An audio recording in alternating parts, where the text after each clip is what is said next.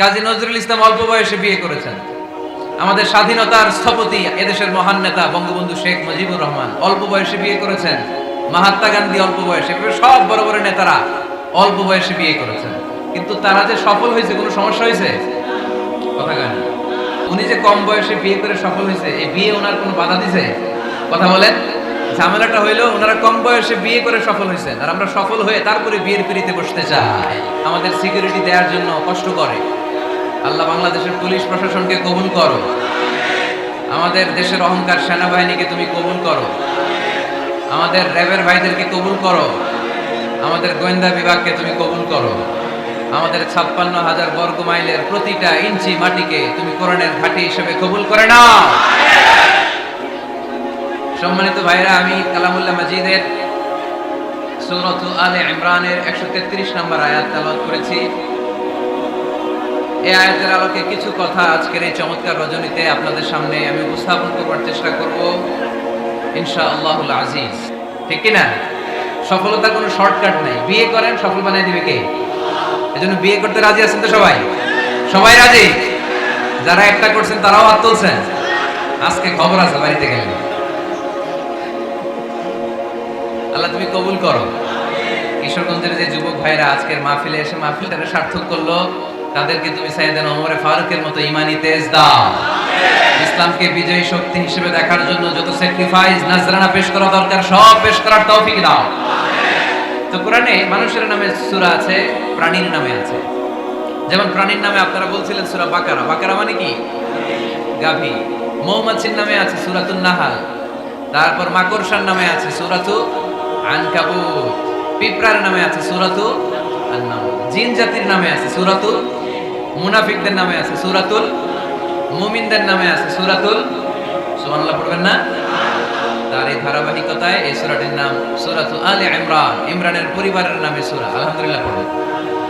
তো আমি যে আয়াত তেলাওয়াত করেছি, এই আয়াতে আল্লাহ তাআলা আমাদেরকে পথ দেখিয়েছেন। আমাদেরকে পথ দেখায় কে?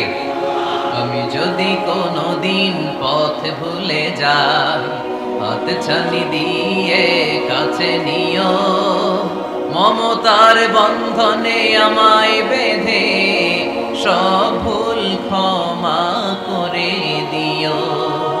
আমি যদি কোনদিন পথ ভুলে যাই, হাত ছানি দিয়ে কাছে নিও, মমতার বন্ধনে আমায় বেঁধে সব ভুল ক্ষমা করে দিও। পড়েন আমিন। আমরা সিরাতুল মুস্তাকিমের পথে চলতে চাই কি চাই না? এজন্য আমরা প্রতিদিন বলি ইহদিনাস সিরাতাল মুস্তাকিম। সবাই পড়েন ইহদিনাস সিরাতাল মুস্তাকিম। ও আল্লাহ, show us the right path, show us the correct path.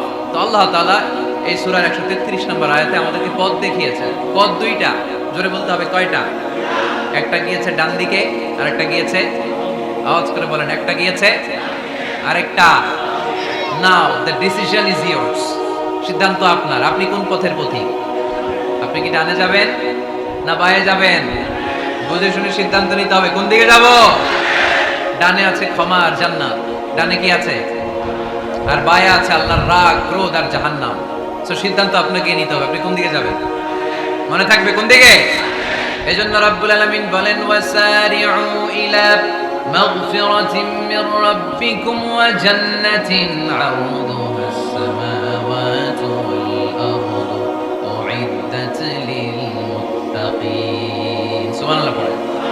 ওয়াসারিউ ইলা মাগফিরাতিন মির রাব্বিকুম। ছোট, ধাবিত হও,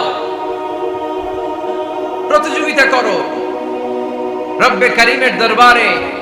ক্ষমাপ্রাপ্তদের খাতায় নাম তুলো, ক্ষমার জন্য প্রতিযোগিতা করো, আর জান্নাত লাভের প্রতিযোগিতা করো। আদেশ টাকা। আমরাও ছুটি, আমরাও প্রতিযোগিতা করি, দুনিয়া কামানোর প্রতিযোগিতা। ঠিক কিনা?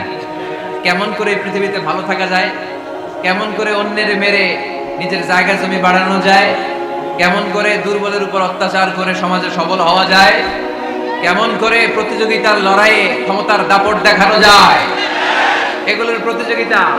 কেমন করে পেঁয়াজের দাম বাড়িয়ে দিয়ে খেটে খাওয়া মেহনতি মানুষের কষ্ট বাড়ানো যায়, কেমন করে দেশের সাধারণ জনগণের মধ্যে গুজব ছড়িয়ে দেওয়া যায়, এগুলোর প্রতিযোগিতা।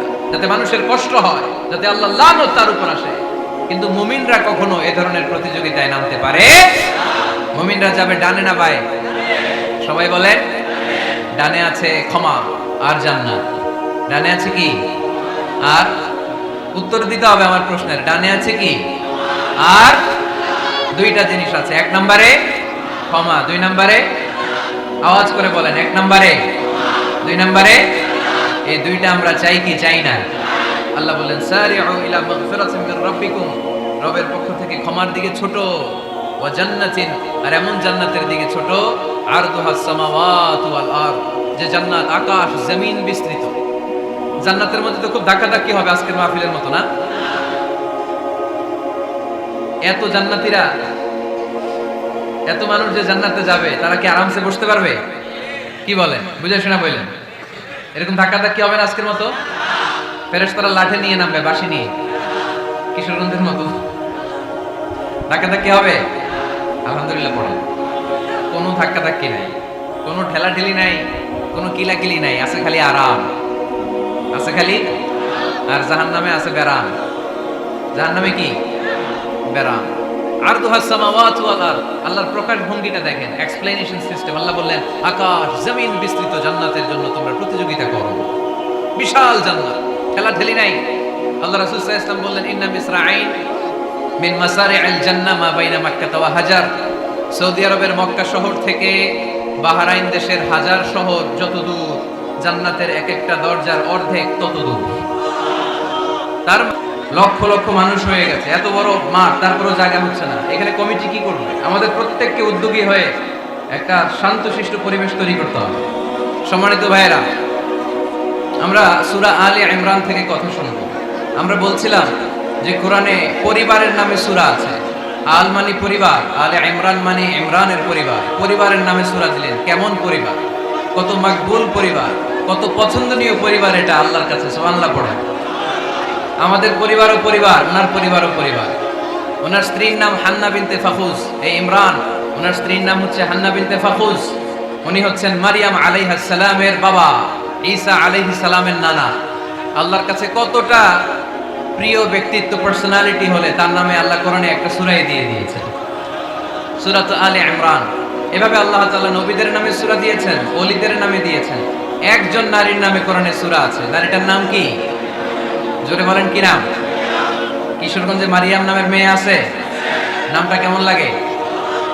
মারিয়াম নামটা রাখবেন। কোরআনে একটা নারীর নামে আল্লাহ সূরা ডেডিকেট করেছেন, কিন্তু অনেকগুলো পুরুষের নামে আল্লাহ কোরআনে সূরা ডেডিকেট করেছেন, কিন্তু একজন নারী। ব্যালেন্স হয় নাই। এজন্য ব্যালেন্স করার জন্য আল্লাহ তাআলা সব নারীদেরকে একসাথে করে সূরাতুন নিসা নাযিল করেছেন, যাতে সব নারীরা খুশি হয়। নারীদেরকে কিন্তু খুশি রাখতে হয়, ঠিক কিনা? ঘরে যে আমাদের স্ত্রীরা থাকে, এদেরকে যদি খুশি রাখতে না পারেন, ভেজাল আছে না নাই?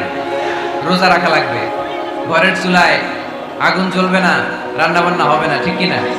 এজন্য বিশ্বনবী সব সময় বলতেন ফাস্তাউসু বিন-নিসাই খায়রা, নারীদের সাথে ভালো আচরণ করো, কোমল আচরণ করো। নারীরা হচ্ছে কাচের গ্লাসের মতো। কাচের গ্লাস আস্তে করে ধরতে হয়, আস্তে করে রাখতে হয়, আস্তে করে মুছতে হয়। এটা নিয়ে জোর জবরদস্তি করলে এটা ভেঙে যায়, ঠিক কিনা?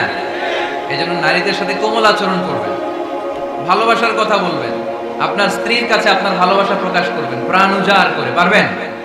সবাই পারবেন তো? ওই যে ইয়াং ছেলেপেলেরা বিয়েই করে নাই, কই জি পারবো, মানে আগে থেকেই রেডি। মাশাআল্লাহ, আল্লাহ তুমি কবুল করো। এই গার্লফ্রেন্ড, বয়ফ্রেন্ড, এই পরকিয়া, এই বিবাহ বহির্ভূত কোনো সম্পর্কের সাথে আমরা নাই, ঠিক কিনা? আমরা বিয়ের মাধ্যমে পবিত্র বন্ধন নিয়ে জান্নাতে যেতে চাই, কারণ বিয়ের বন্ধনটা এটা জান্নাতি বন্ধন। আল্লাহ তাআলা সাইয়েদনা আদম আলাইহিস সালামকে বললেন, তুমি ইয়া আদম উসকুন আনতা ওয়া যাওজুকাল জান্নাহ, তুমি আর তোমার বউ মিলে জান্নাতে থাকো। তার মানে তাদের বিয়ে হয়েছিল জান্নাতে, আর বিয়ের সম্পর্কটা জান্নাতি সম্পর্ক। আলহামদুলিল্লাহ পড়েন। বিয়ের পরিস্থিতি, প্রিপারেশন এগুলোরে সহজ করে দিবেন, বিয়েকে কঠিন করবেন না।